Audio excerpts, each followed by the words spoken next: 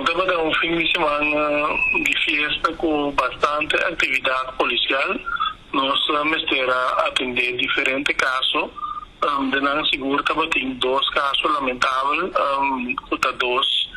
houve acidente de tráfico que ainda pessoas não havem falecido.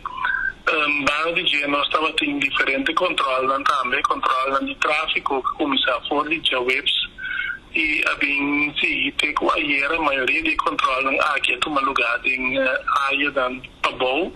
Então, banda boa que ainda grande quantidade de gente a concentrar, segura para o qual da praia, etc. Pero nós subimos e controla aquele tráfico seguro riba western na altura de Daniel. Todo dia praticamente estava em controle e na parte de diferentes processos urbanos e também na área de Kenepa e controla aqui a todo lugar. Ana dizia também nós a assistência de entre outros politur quando no man que parte de nós supervisão da praia e também área turístico e também departamento de GMN quando nós man que parte de sanidade da área de praia.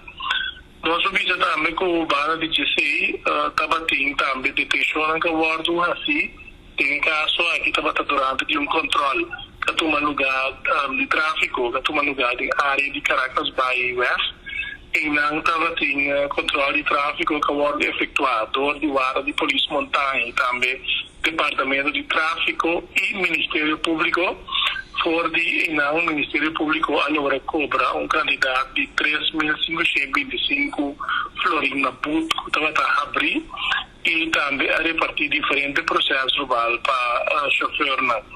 Durante o controle aqui, vim encontrar homem também com 2 bultos de marihuana dentro do veículo, e por motivo também para depois atender uma entrada judicial na 2 adresas, caminho com a encontrar mais ou menos 220 palos de marihuana e também diferentes atributos para processar a droga e candidato de paque de marihuana que estava claro para subir mercado.